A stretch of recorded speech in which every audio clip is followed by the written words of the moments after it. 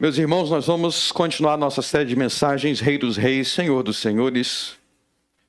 Nós começamos na semana passada a pregar Mateus capítulo 18. Mateus capítulo 18. Nós vamos continuar em Mateus 18. O Evangelho de Mateus tem cinco grandes discursos de Cristo. O primeiro é o Sermão do Monte, Mateus 5, 6 e 7. O segundo é o discurso da missão dos apóstolos, Mateus 10. O terceiro é o Sermão das Parábolas, Mateus 13. O quarto é o discurso sobre a igreja, Mateus 18. E o quinto e último é o sermão profético, Mateus 25 e 26. Se você é um cristão e você não conhece esses 5 sermões, agora é o momento de se arrepender e falar, então vou passar a conhecer. Você precisa conhecer todos os sermões de Cristo. Tem algum sermão que Cristo pregou que não seja importante? Negativo. Então, se você é cristão, se você segue Jesus, você tem que conhecer os discursos dele. E é isso que nós viemos fazer aqui na igreja, né? Aprender mais do ensino de Jesus. E hoje nós vamos para a parte 2 do discurso sobre a igreja. E no boletim está escrito versos 11 a 14, porque esses são os versos que nós vamos focar hoje. No último culto nós focamos até o verso 10. Hoje nós vamos focar até do verso 11 a 14, mas nós vamos ler desde o verso 1 para poder lembrar do que nós vimos, para tal contexto, tá? Então vamos no verso 1, Mateus 18, 1. Naquela mesma hora chegaram os discípulos a Jesus dizendo: quem é o maior no reino dos céus? E Jesus, chamando o menino, o pôs no meio deles e disse: em verdade vos digo que se não vos converterdes e não vos fizerdes como meninos, de modo algum entrareis no reino dos céus. Portanto, aquele que se tornar humilde como este menino, esse é o maior no reino dos céus. E qualquer que receber em meu nome um menino, tal como este, a mim me recebe. Mas qualquer que escandalizar um destes meninos que crê em mim, melhor que fora que se pendurasse ao pescoço uma mó de azenha e se submergesse na profundeza do mar.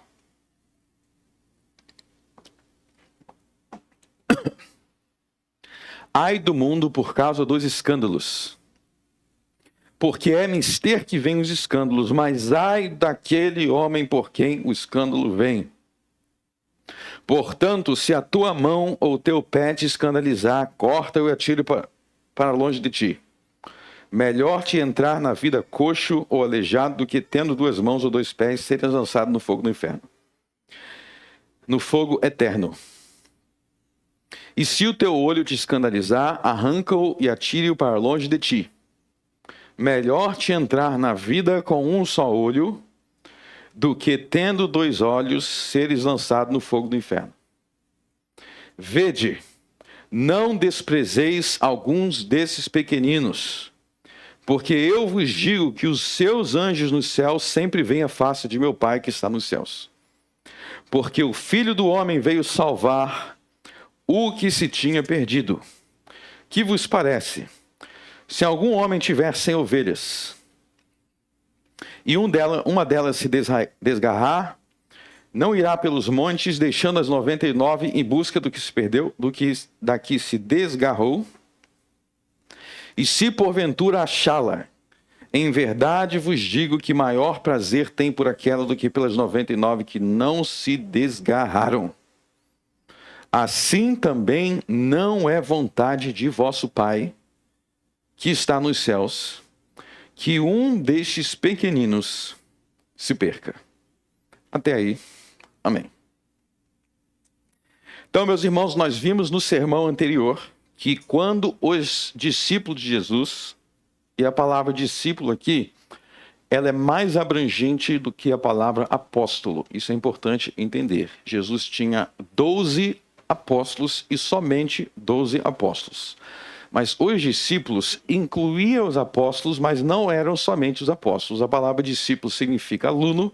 Jesus era o mestre e ele era seguido por multidões de discípulos. Os discípulos eram a multidão de gente. Eram milhares de pessoas, eram todos que acompanhavam Jesus durante seu ministério. Dessa multidão de milhares de discípulos, havia um grupo de 12 que eram os discípulos que acompanhavam Jesus mais de perto. Eram os discípulos mais de perto, porque eles teriam a função de fundar a igreja da Nova Aliança. Mas os discípulos eram muita gente. Incluía mulheres, incluía crianças, incluía as esposas dos apóstolos. Muita gente não para pensar, mas as esposas dos apóstolos também estavam junto do grupo dos discípulos. Nós vemos isso, por exemplo, em 1 Coríntios 9.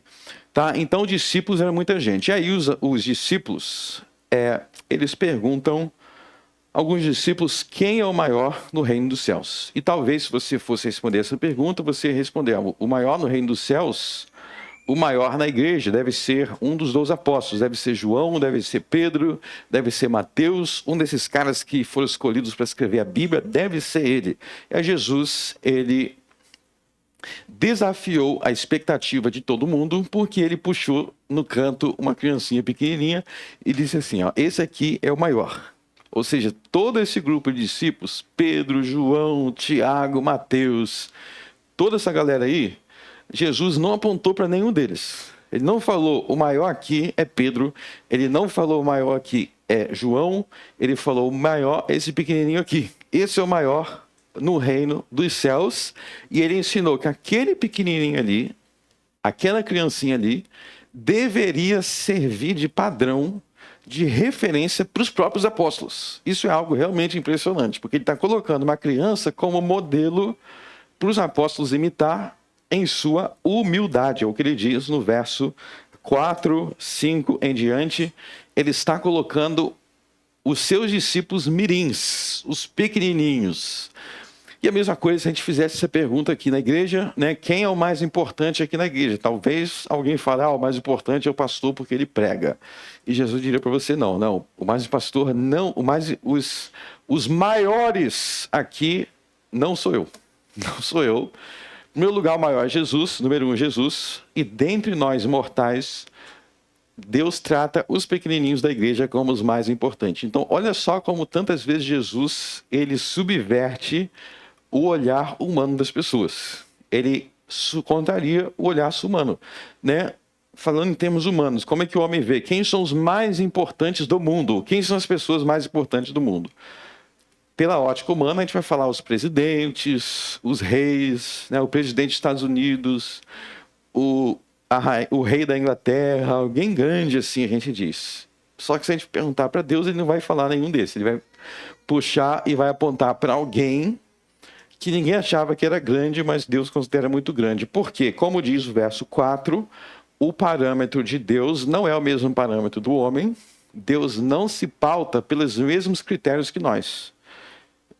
E nós vemos o critério no verso 4 da humildade. No verso 4 ele fala sobre a humildade. Então nós exploramos isso na semana passada e agora nós vamos continuar analisando esse sermão a partir do verso 11, onde Jesus diz, porque o Filho do Homem veio salvar o que se tinha perdido. O Filho do Homem veio salvar o que se tinha perdido. Então, nesse verso aí, Jesus está ensinando qual foi a finalidade dele vir ao mundo. O Filho do Homem veio para quê? Para que o Filho do Homem veio? E nós encontramos aí no verso 11 que a finalidade, o objetivo, o propósito da vinda do Filho do Homem ao mundo está na nossa salvação. Foi isso que o homem veio fazer. Então, é isso que o Filho do Homem veio fazer, é isso que Jesus veio fazer, ele veio nos salvar. Então nós vemos aí a grande importância de entendermos corretamente o que é salvação. O que significa ser salvo, porque essa foi a finalidade de Jesus vir.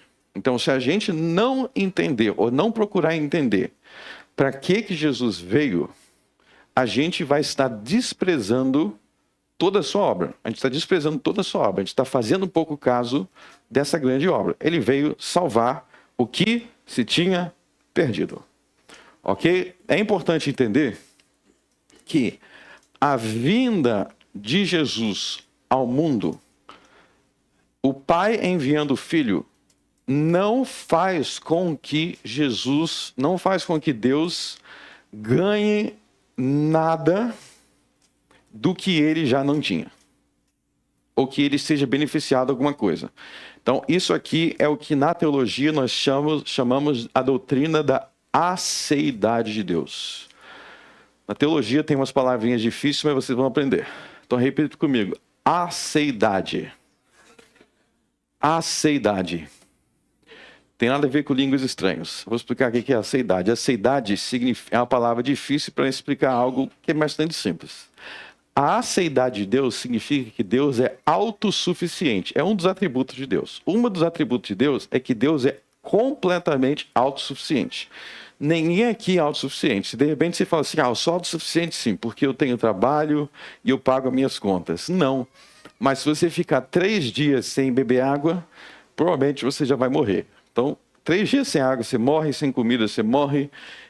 E não tem como impedir a sua morte. Você está lentamente morrendo. Você para pensar que desde o dia que nós nascemos, nós já estamos lentamente indo para a cova. Por quê? Porque nós não somos autossuficientes. Nós não somos autossuficientes. Tem muita coisa que a gente quer que a gente não consegue.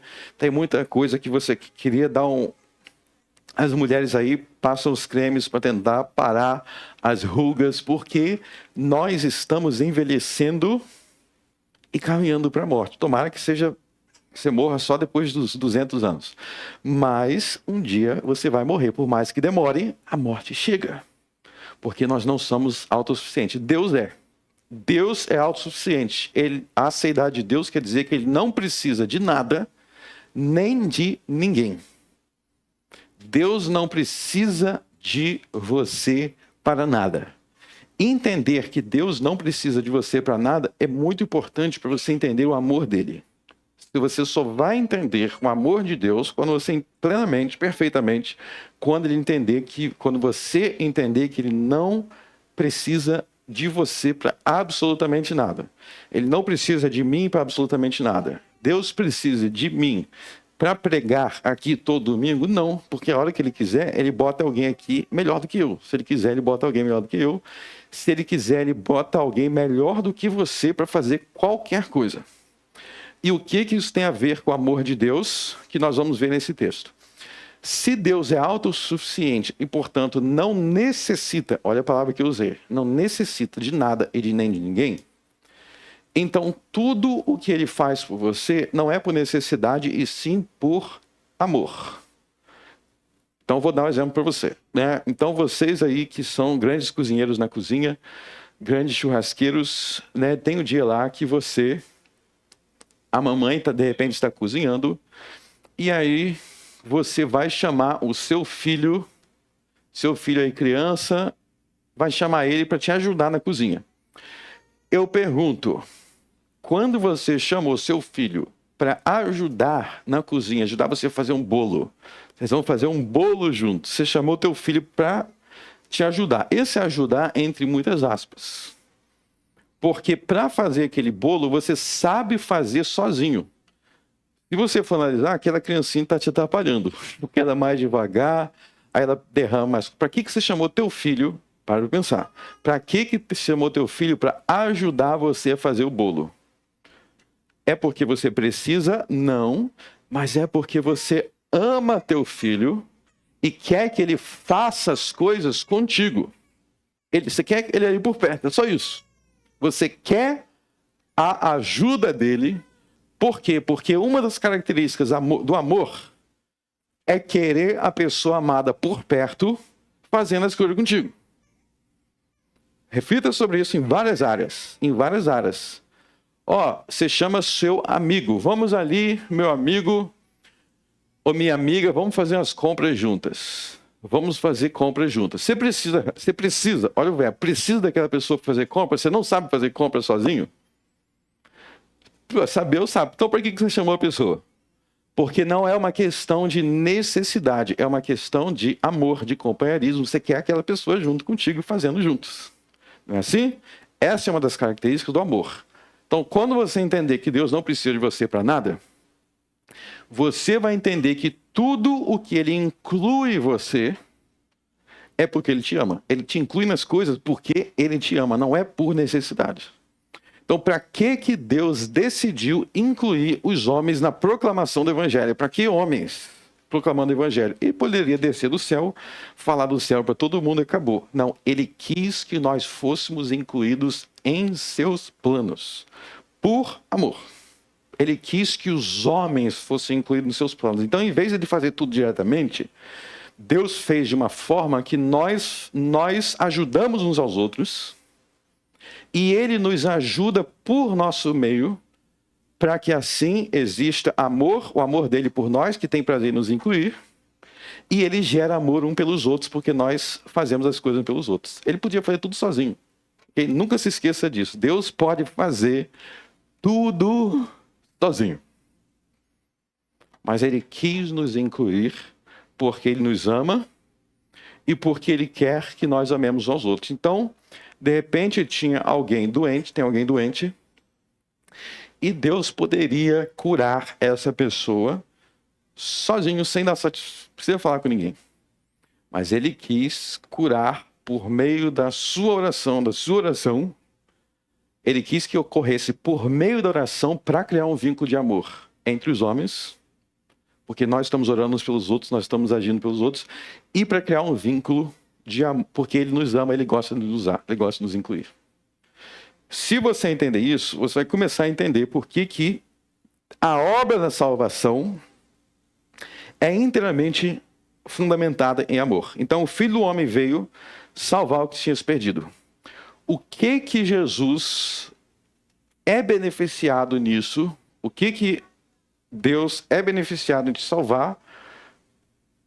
Ele não é beneficiado em nada, no sentido de ter algo que ele precisava. Ele não está ganhando algo que ele precisava. Quem é beneficiado é totalmente nós. Então, na Bíblia, Deus faz coisas que, na verdade, Jesus, ele foi humilhado, ele apanhou, ele sofreu. E quem realmente precisava disso somos nós. Deus, se todo mundo fosse para o inferno, Deus não ia deixar de existir. Ele não deixaria de ser glorioso, Ele não deixaria de ser quem Ele é. Então Ele nos salva, não porque Ele precisa, mas porque Ele nos ama. Deus não precisa de nada. É tipo eu, de repente ali, quando a minha filha tiver 5 anos de idade, eu vou falar assim: filha, vem aqui ajudar o papai a preparar um sermão. Ou você fala para o teu filho: ajuda a mamãe a fazer isso, isso, isso. Você inclui porque você ama. E isso nos mostra no verso 11 a grande importância de entender o amor de Deus para entender a obra da salvação. E entender a obra da salvação é muito importante. Meus irmãos, existem milhares de pessoas, milhões de pessoas, e até pessoas dentro da igreja, que se você perguntar, elas não sabem como elas são salvas, por que elas são salvas, ou do que elas são salvas. Ela ouve essa palavra salvação e não sabe o que é. Não sabe o que é. E às vezes dentro da igreja. E se você perguntar para ela: você tem certeza que você é salvo? Ela não sabe responder sim ou não. Ela tem certeza. E talvez nem saiba o que seria ser salvo. Por quê? Até muitos que estão dentro da igreja. Porque nós, muitas vezes, damos prioridades em entender coisas que não são prioritárias. Então vamos falar sobre isso. Vamos falar dos seguintes pontos. Do que nós precisamos ser salvos? Como que nós somos salvos? E como que você sabe se você é salvo? Vamos falar desses 3 pontos. Antes de prosseguir, e nós vamos ver que aí Jesus vai contar a parábola da ovelha perdida. Mas vamos refletir sobre isso. Em primeiro lugar, do que nós precisamos ser salvos? Tem que ser salvo do quê? Né? Talvez quando você pensa salvação, você pensa assim, eu preciso salvar minha conta bancária que está no vermelho. Não é dessa salvação que Jesus está falando. Para a gente saber sobre salvação, a gente tem que começar com o salvo do quê? E sobre isso, vamos ler a Epístola aos Romanos, capítulo 5. Abro na Epístola aos Romanos, capítulo 5.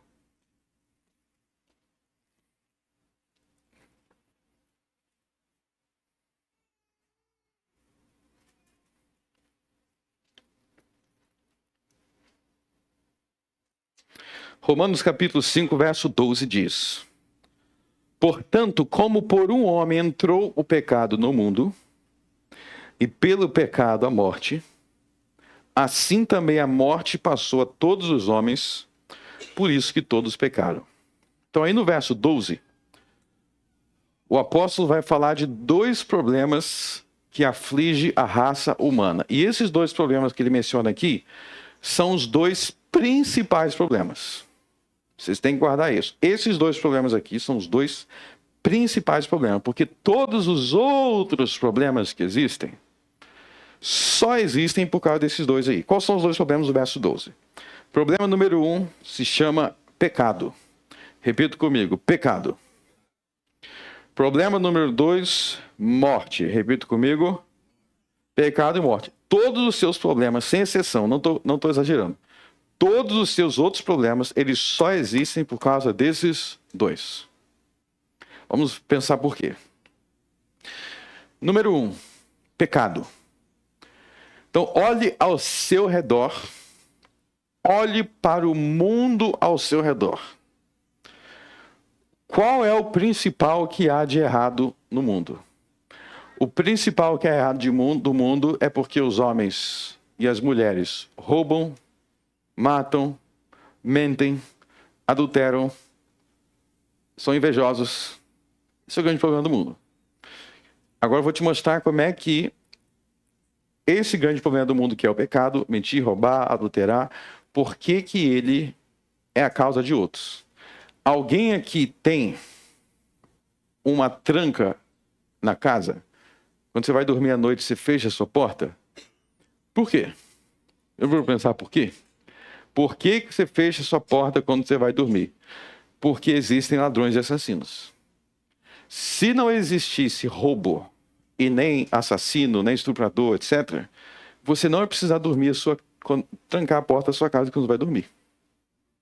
Já para pensar nisso? Você ficar tranquilo o tempo todo. Já para pensar quantas coisas você faz, quantas coisas você precisa fazer, por que existem esses pecados? Ou qual é um grande problema de todo o país de sociedade? Como financiar a saúde? Como financiar a saúde? Como é que a gente vai lidar com as doenças? Como é que a gente vai lidar com o financiamento das vacinas, disso, daquilo, antibiótico, remédio, papapá, papapá? Por que tanto dinheiro nisso? Porque existe a morte. Então, um monte de coisa que a gente só faz porque a gente está lidando com o problema da morte ou com o problema da injustiça do pecado. Então, se não existissem essas duas coisas, o mundo seria literalmente um paraíso. Então, você tem que entender que só tem uma razão, na verdade, desculpe, duas razões para o mundo não ser um paraíso. Porque existe maldade e porque existe morte.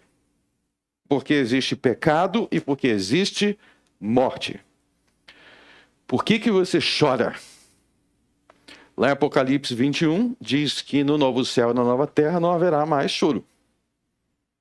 Por que não haverá mais choro lá no final? Porque não haverá razões para chorar. E não haverá razões para chorar porque não haverá pecado e não haverá morte. Todas as vezes que você chorou, ou foi por causa de pecado, ou foi por causa de morte. Só isso. Então alguém está doente. Por que isso não é bom? Porque são as doenças que conduzem à morte. tudo que nós passamos, tudo que nós sofremos é por causa dessas duas coisas. Se você vai entender isso, você vai entender que é disso que Jesus veio nos salvar. Então o verso 12 diz assim, ó, portanto, como por um homem entrou o pecado no mundo, e pelo pecado a morte. E assim também a morte passou a todos os homens, por isso todos os pecados. Quem é esse um homem aí que ele está falando? Qual o nome dele? Adão. Então, por um homem, Adão, entrou o pecado no mundo. Sabe o que significa a palavra Adão? Quem sabe? Adão no hebraico significa homem. Quem não sabia? Então, o primeiro homem se chamava homem, porque ele é a raiz e a origem de todos os homens. Agora, para pensar no seguinte. Pense numa gripe. Tem alguns irmãos que não puderam vir aqui hoje porque estão gripados. Várias pessoas estão gripadas, parece estar tendo um surto aí. Mas a gripe é algo que todo mundo tem ao mesmo tempo? Resposta, não. Eu não estou gripado. Você está gripado, Raul? Não? Então nem todo mundo está gripado. Mas existe uma doença, se assim podemos chamar, existe uma doença que todo mundo tem. Qual é a doença que todo mundo tem? O pecado. Se você for na China, você vai encontrar pecador. Se você for no México, você vai encontrar pecador. Na África, pecador. Na Europa, pecador. No Brasil, pecador. Nos Estados Unidos, pecador. Por que todos os lugares que nós vamos, nós nos deparamos com o pecado? Para pensar nisso. O pecado é algo que nós nunca escapamos. Nenhuma classe social, os pobres são pecadores, os ricos são pecadores. Não importa o seu trabalho, quando você vai para o seu trabalho, você encontra pecador. Se você tem uma loja, em algum momento vai ter alguém querendo roubar roupa da sua loja, roubar boneco, brinquedo da sua loja. Em algum momento você vai se deparar com o pecado. Que doença, por que essa doença engloba tanta gente? Tem outras coisas que não englobam tanta gente. Tem características que são regionais, mas o pecado engloba todo mundo. Por quê? Porque todos vieram de um homem, todos são descendentes do mesmo homem. Deus criou um casal e todo mundo veio desse casal há muitos milênios atrás. Então, quando eles pecaram, toda a raça humana foi contaminada por eles. Por isso que ele diz, como por um homem entrou o pecado no mundo. E os seus pecados específicos são o resultado desta doença que envolve toda a raça humana. Você tem seus pecados particulares, mas você é o galho de uma árvore. Essa árvore tem uma semente que se chama Adão. E você é um galho, você veio dele. E antes de você, os seus pais. Antes de você, os seus pais. Isso que nós chamamos de pecado original. O que é pecado original? É simples de entender. Pensa aí nos seus pais. Seus pais pecavam ou eles eram perfeitos? Eles pecavam. E os seus avós? Também. E os seus bisavós? Também. Aonde que isso para? Aonde que isso termina? Nos primeiros. O pecado original. A história dele está lá em Gênesis 1, 2 e 3. Como por um homem entrou o pecado no mundo, e pelo pecado entrou o quê? A morte. Porque Deus falou para eles, lá em Gênesis 2, se vocês não pecarem, vocês não vão morrer. Agora Paulo vai dizer em seguida o seguinte.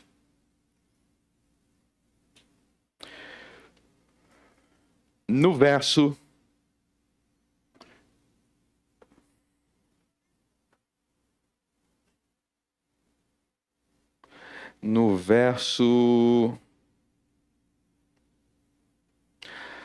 18. 18 e 19. Pois assim como por uma só ofensa veio o juízo sobre todos os homens para a condenação, assim também por um só ato de justiça veio a graça sobre todos os homens para justificação de vida. Então veja que ele fala de uma só ofensa e depois ele fala de um só ato de justiça. Verso 19. Porque como pela desobediência de um só homem muitos foram feitos pecadores, está vendo?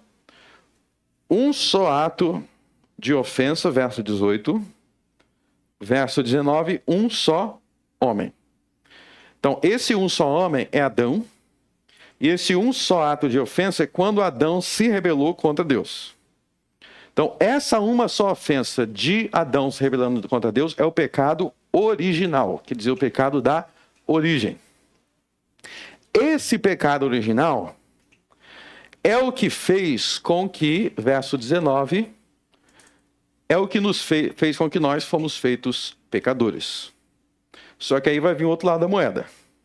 Assim, pela obediência de um, muitos serão feitos justos. Quem é esse um que obedeceu e que a razão daqueles que são feitos justos? É Jesus Cristo. Então nós temos aqui a fonte do pecado, a fonte do mal, Adão, e a fonte da salvação, Jesus Cristo. Eu vou ler mais uma vez. Porque como pela desobediência de um só homem, Adão, muitos foram feitos pecadores, assim pela obediência de um, Jesus, muitos serão feitos justos. Então você vê aí que você tem duas fontes, duas sementes. Um é a fonte da perdição, o outro é a fonte da salvação. E aí ele vai concluir no verso 21 dizendo, vamos ler todo mundo junto. Para que assim como o pecado reinou na morte, também a graça reinasse pela justiça para a vida eterna, por Jesus Cristo nosso Senhor. Então Adão trouxe a morte, Jesus Cristo traz a vida eterna. É por isso que em 1 Coríntios 15, abre em 1 Coríntios 15,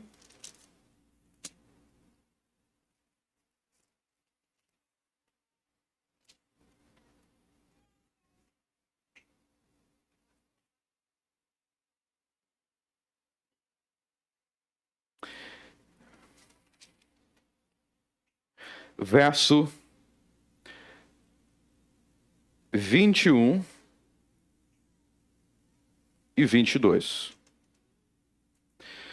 Porque assim como a morte veio por um homem, também a ressurreição dos mortos veio por um homem. Porque assim como todos morrem em Adão, assim também todos serão vivificados em Cristo. Muito bem. Então vamos voltar para Mateus 18.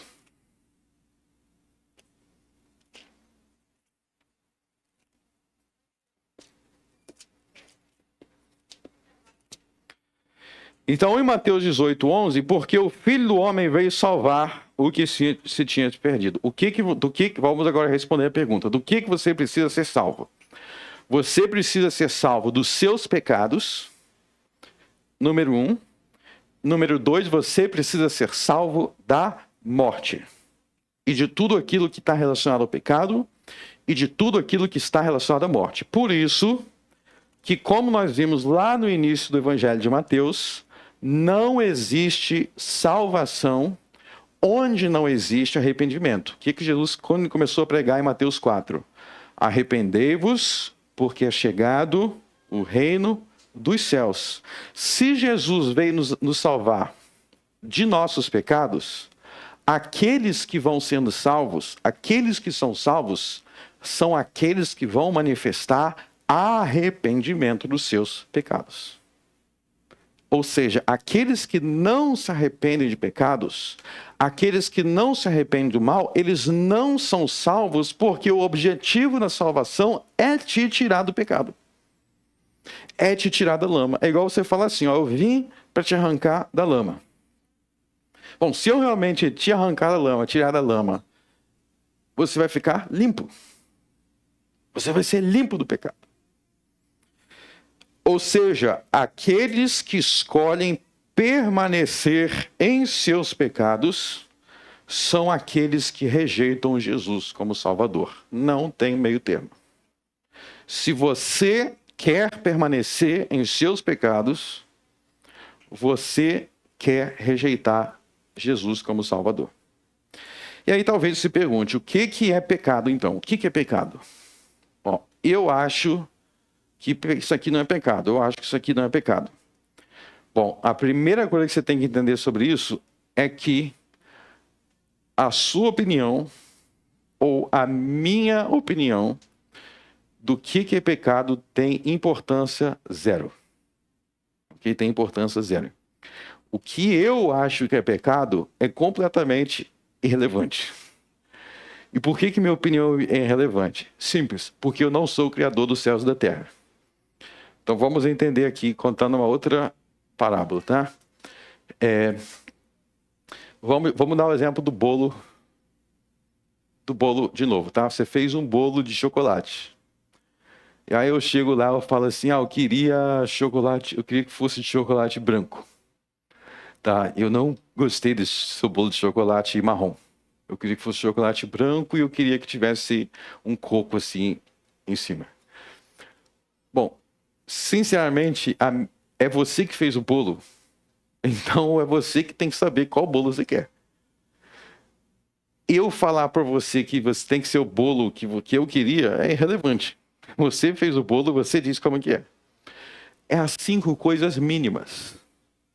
Quem é que decide a arrumação da sua casa? Sou eu que vou na tua casa e dizer, eu não gostei do sofá aqui, e empurra para esse lado. Eu não sou dono da sua casa. Até para coisas mínimas, a gente não entende isso. Agora pense no seguinte, foi você quem criou o universo? Você é o criador dos céus e da terra? Então quem é você para decidir o que nesse universo é o certo ou errado? É irrelevante, você nasceu no máximo. Quem é o mais velho aqui? O mais velho aqui, vamos botar aí, 1920. Se você nasceu em 1920, eu sei que não tem ninguém aqui, eu estou brincando, mas pensa em um ano antigo. Você ainda é muito novo para o universo. Já viu aquele negócio, entrou no ônibus, já quer sentar na janela? O ser humano é assim. Às vezes não tem nem 40 anos de idade, não tem nem 20 anos de idade, e diz assim, eu acho que isso e aquilo não está certo. Esquece o que você acha. Ué, se não é o que eu acho, então é o quê? Vamos voltar em Romanos 6, que Paulo vai explicar. Volte em Romanos 6.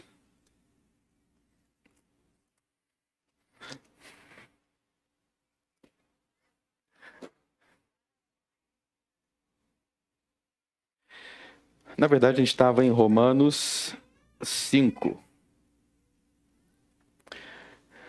Vamos ler de novo o verso 19. Aí nós vamos complementar com 20. Porque como pela desobediência de um só homem, muitos foram feitos pecadores, assim pela obediência de um, muitos serão feitos justos. Esse um é Jesus. Agora olha só o verso 20.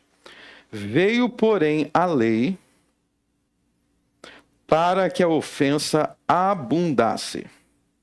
Mas onde o pecado abundou, superabundou a graça. Está vendo essa palavra aí? Lei. Ele está dizendo que existe uma lei que ela veio para que a ofensa abundasse. O que significa? Essa lei aí é a lei de Deus que Paulo já vinha falando sobre ela desde o capítulo 3. Então vamos voltar para o capítulo 3 que a gente vai ver.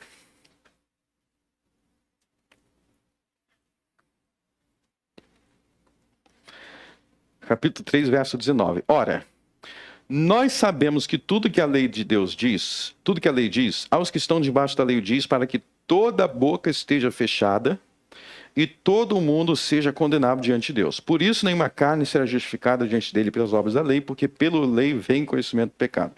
Então, a lei de Deus é o padrão do certo e errado. Então, não sou eu, não é você, não é tua mãe, não é teu pai. É a lei de Deus que determina o que é o certo e o que é o errado. Por isso que é dito, a lei faz com que toda boca seja fechada. E faz com que todo mundo seja condenado de Deus. O que significa? Quer dizer que se você olhar para a lei de Deus, você vai ver que todo mundo é pecador. E por que algumas pessoas não se enxergam assim? Por que você talvez esteja ouvindo isso e esteja pensando, eu não sou pecador assim? Porque você está se baseando no seu próprio critério. Se eu me basear na minha própria cabeça, no meu próprio critério, eu vou concluir que eu sou uma pessoa incrível. Se o ser humano começa a girar em torno do seu próprio umbigo, eu vou concluir que eu sou demais. O padrão não é você, não é a tua lei. É a lei de Deus. É igual você chegar no tribunal, né? A polícia te prende, você vai ser julgado, você fala, juiz, eu sou inocente. Por que você é inocente? Porque eu decidi o que eu sou. Não é assim que funciona nem no tribunal humano. Então, você precisa se perguntar no tribunal de Deus. No tribunal de Deus, qual é o padrão? O padrão não é você, é a lei de Deus. No tribunal do Brasil, é a lei do Brasil. É a Constituição do Brasil. Esse é o tribunal brasileiro.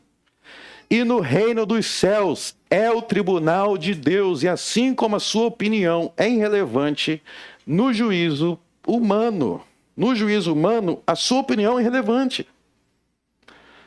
O bandido, ele não vai solto porque ele quer. Já pensou se fosse assim? Eu quero porque é a minha lei. Não.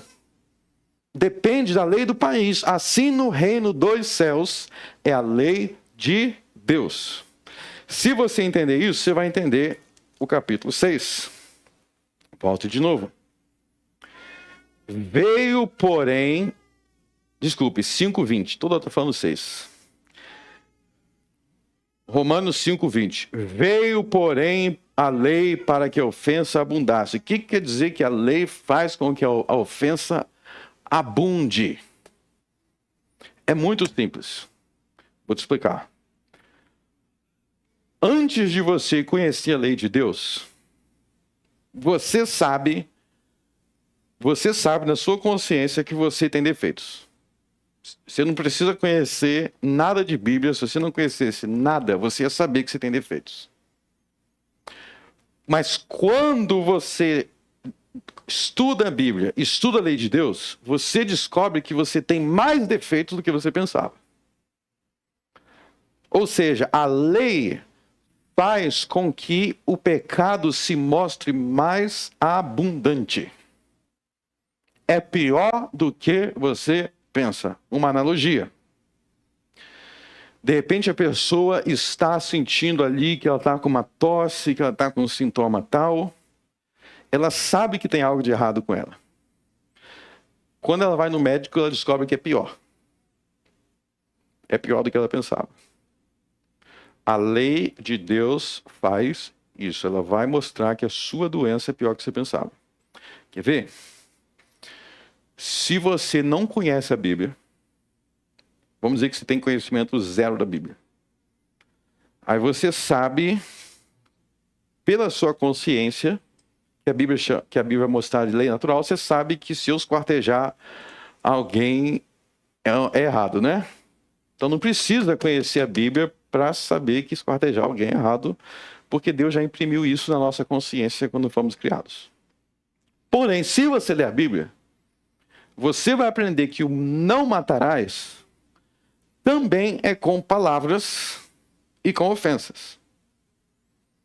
Ou seja, até ler a Bíblia, de repente você ofendia as pessoas, falava coisa que não deveria, mas você pensava assim, eu nunca matei ninguém. Aí você entra na Bíblia e você descobre que matar também é com as palavras. Ou seja, a ofensa se abunda quando você conhece melhor a lei de Deus. Você vê que o buraco é mais embaixo. Eu conheço homens, né? Que eu vou às vezes aconselhar. Aí ele fala assim, eu nunca adulterei. Aí eu viro e pergunto, você já entrou naquele tipo de site? Alguma vez? Você já teve tal e tal tipo de pensamento? Já. Então, segundo o Sermão do Monte, você já adulterou. Ou seja, ele pensava que ele não é que ele achava perfeito, mas a lei mostra que o buraco é mais embaixo e ele não sabia. Por que ele não sabia? Porque ele não conhecia as Escrituras. E na Escritura ele aprende que o padrão de Deus é mais alto. E o que ele achava que não era nada é maior. Veio, porém, a lei para que a ofensa abundasse. Sem a lei de Deus, sem o conhecimento da lei de Deus, você é igual o cara que não conhece a lei do Brasil e faz um monte de coisa, chega no tribunal, ele descobre que é pior do que ele achava. A lei de Deus. Por isso vocês têm que entender o Sermão do Monte. Agora vamos pensar numa coisa aqui. Volte para Mateus 18.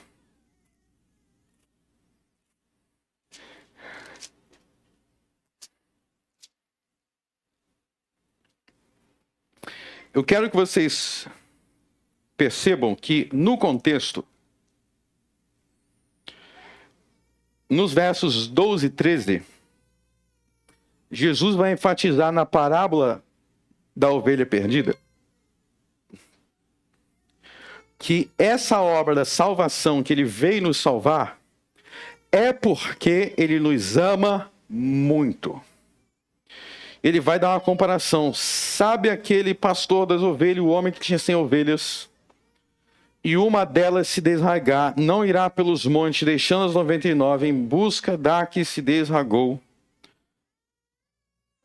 E se porventura achá-la, em verdade vos digo que maior prazer tem por aquela do que 99. Jesus está dizendo que ele nos busca. Ele nos busca porque ele ama. E aí você precisa entender que a salvação, ela não existe por iniciativa humana.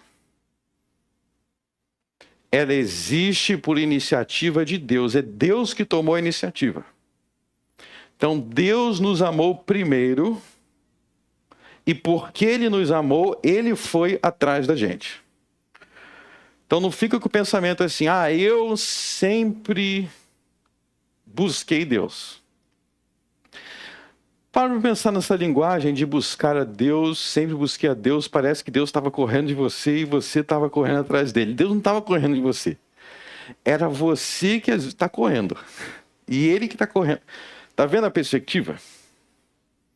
Às vezes as pessoas falam como se Deus estivesse escondido e você está tentando. Deus não está escondido. Somos nós que tentamos nos esconder dele. É o contrário. A gente fica tentando se esconder. E ele fica correndo atrás da gente. Igual a criancinha, né? Imagina a ideia da criança. Imagina que... Pense naquele teu filho correndo para fazer bagunça. Ele está correndo para fazer alguma bagunça, você está atrás. Volta aqui que você vai cair, que você vai botar o dedo na tomada. É assim Deus com a gente. Nós amamos a Deus, e eu espero que todos aqui amem, mas é porque ele nos amou primeiro, a iniciativa é dele. Tudo a iniciativa é de Deus. Isso é muito importante entender. A graça de Deus precede a fé humana. Se Deus não nos amasse, nós não teríamos nem fé. A iniciativa é de Deus. E isso precisa ser bem inculcado para que vocês tenham mais gratidão e entendimento dessa salvação. Você tem que pensar sempre quando você pensar em algo que você fez, você tem que lembrar que Deus estava fazendo algo anterior àquilo. Então, antes de você nascer, Jesus já estava morrendo na cruz. Você pensou nisso? Você não tinha nem nascido, Jesus já estava lá morrendo por você, antes de você nascer. Então, 1 João, primeira carta do apóstolo João diz, nós o amamos porque ele nos amou primeiro. E muitas vezes nós agimos de forma que é indigna desse amor. É outro ponto aqui. Nós agimos de forma que é indigna do amor de Deus. Muitas vezes. E ele não nos deixa de amar. Novamente, o exemplo do filho. Muitas vezes os filhos fazem coisas que é ingrato para com os pais. É ingrato para com aqueles que carregou na barriga 9 meses. Os filhos agem assim, como se não tivesse vindo daquela pessoa. E o pai continua a amar, a mãe continua a amar. O amor de Deus é assim. Ele vem primeiro. nós devemos, em todas as coisas relacionadas à salvação, sempre lembrar da primazia da graça.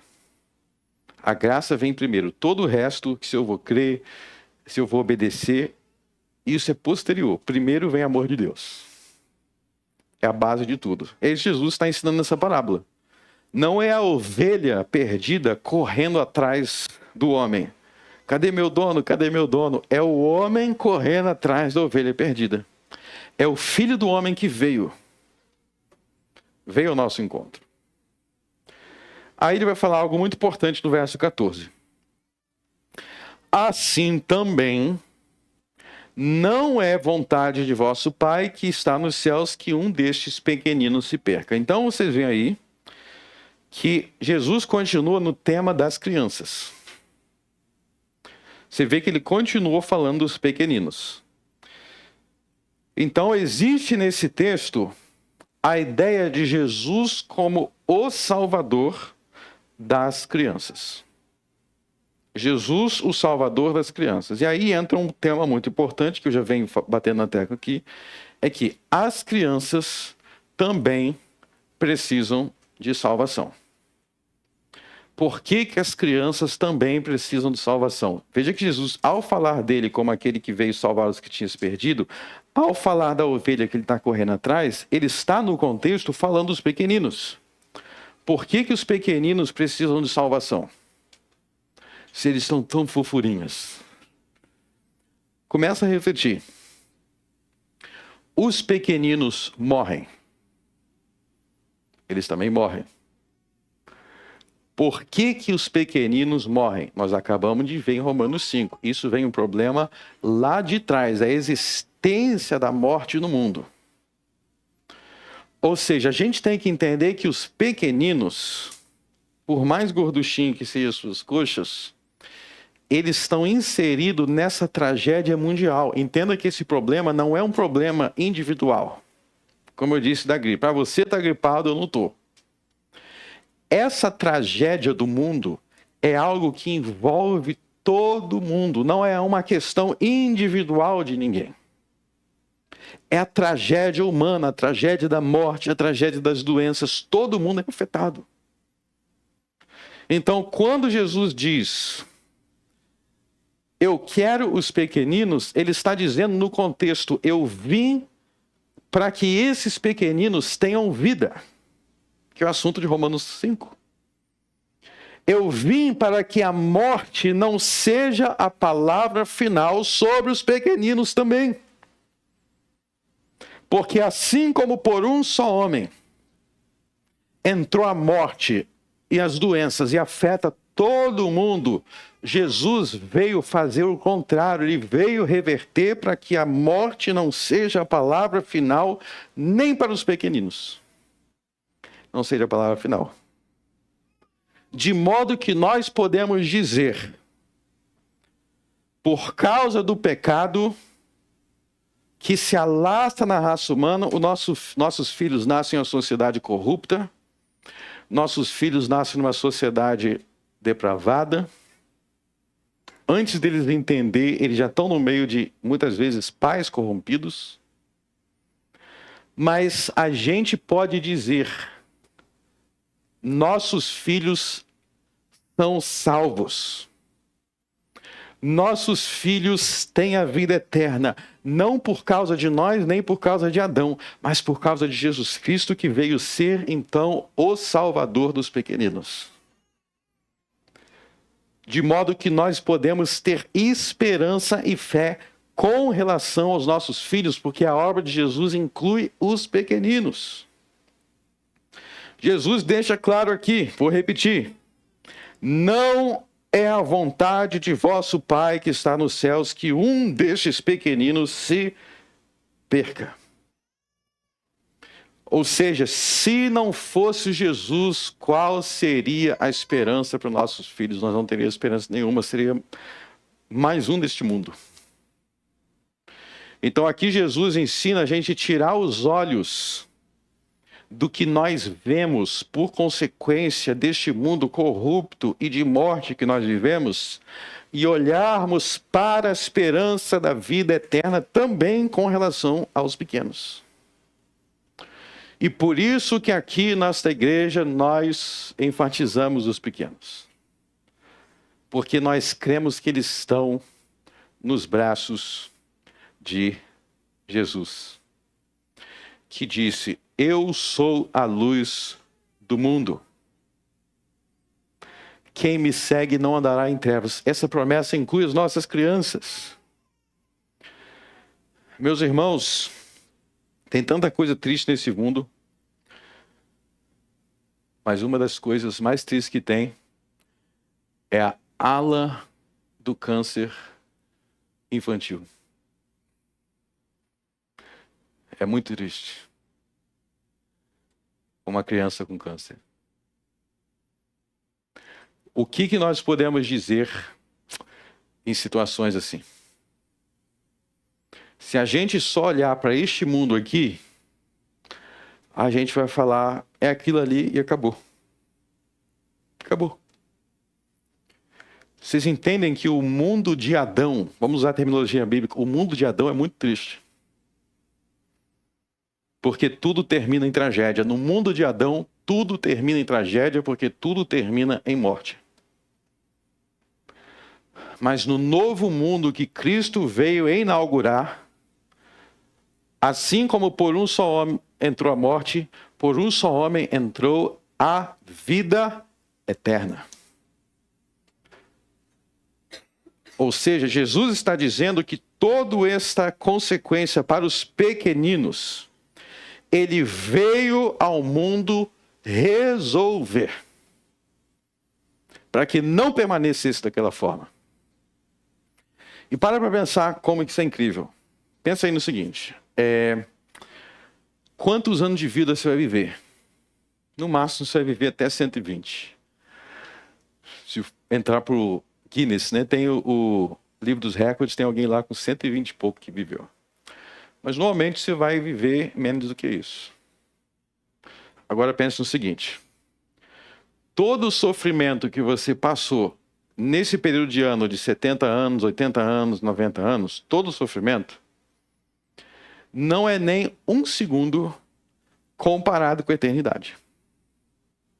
Nem um segundo. Então pensa aí que você vai entrar na vida eterna. Você vai entrar na vida eterna. E depois de uns 5.000 anos na vida eterna, com as pessoas que você ama, você vai falar, o que é aquilo ali que aconteceu há 5 anos atrás mesmo? Assim, vai ser uma vírgula, um pontinho.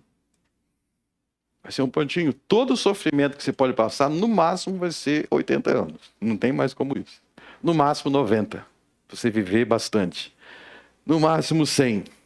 Mas o que isso é comparado com a vida eterna que o Filho do Homem vai fazer? Nada. Você vai lembrar de todo o seu sofrimento como um pontinho, uma vírgula, em meio a um mar de vida que Jesus traz. Por isso, vamos voltar para Romanos 5.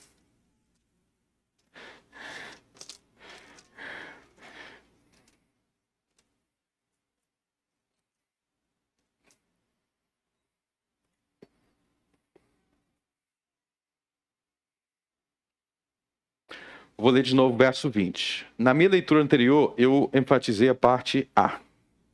Agora eu vou enfatizar a parte B.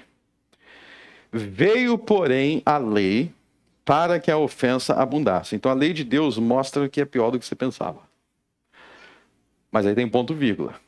Mas onde o pecado abundou, superabundou a graça. O que quer dizer que onde o pecado abundou, superabundou? Quer dizer que a graça de Deus é maior do que a tragédia do pecado.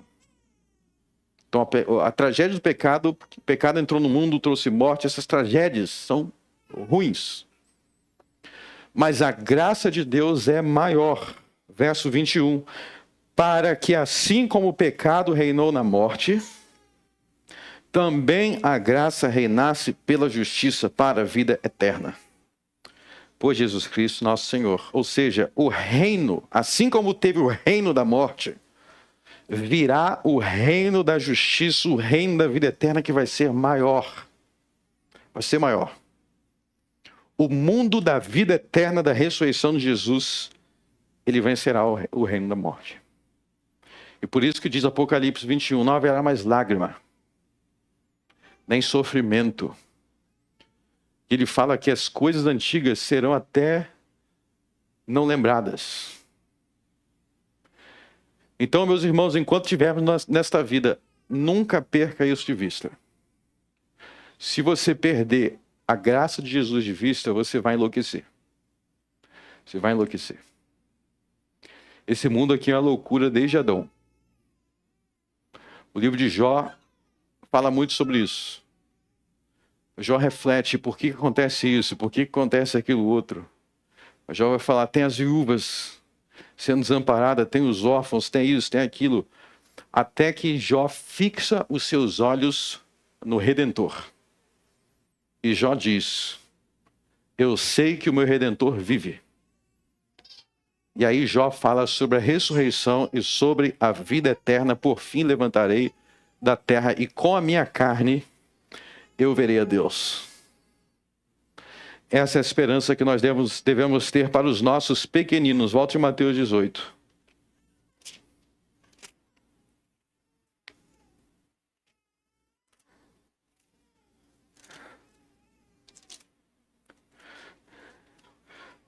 Por isso é tão belo, Mateus 18. É tão belo quando os pais veem as águas do batismo escoar sobre o corpo de seu filho, de um filho seu, um pai quando vê. Porque é a lembrança de como, assim como o pecado original trouxe a morte, agora eu e a minha casa servimos ao Senhor e há o Espírito de vida sobre a minha descendência. E assim como eu servi ao Senhor, meu filho vai servir ao Senhor. E nisso não se restringe a essa vida, porque há uma promessa de vida eterna. E essa vida eterna será lembrada, será vivida de uma forma que tudo que nós passamos aqui não passará de uma lembrança de algo pequeno comparado com o que há de vir. Nunca percam essa esperança, meus irmãos. E essa esperança nós temos por causa de Jesus, o Salvador. Então, eu quero finalizar falando do terceiro ponto. Eu quero finalizar perguntando, você tem certeza que você é salvo? Como que você pode ter essa certeza? É simples. Se você tem essa esperança em Jesus, se você confia em Jesus como o seu Salvador. Jesus veio para salvar tudo que havia se perdido. E você precisa depositar a sua fé nele. Então, se você ainda não depositou sua fé plenamente nele, a fé daquele que veio trazer a vida eterna, eu exorto que você faça isso nesta manhã. Eu vou orar por você agora. Senhor meu Deus, se há alguém aqui que ainda não foi salvo por Jesus, que ainda não depositou a sua plena confiança em Jesus, que essa pessoa venha estar fazendo isso agora nessa manhã. Que essa pessoa venha estar invocando o nome de Jesus como seu Salvador, como seu Senhor, entregando-se a Ele pela fé, para que venham ser salvos. Todos os homens precisam de salvação, porque nós somos pecadores e porque nós caminhamos para a morte. Mas Jesus veio ser nosso advogado, nosso justificador. Ele veio ser aquele que nos concede vida eterna. Que nós venhamos viver a nossa vida confiando nele. Em nome de Cristo eu oro. Amém.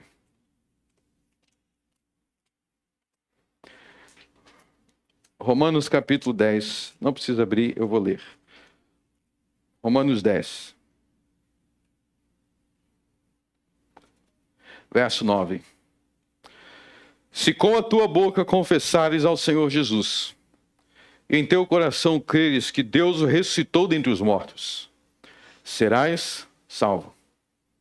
Com o coração e com a boca.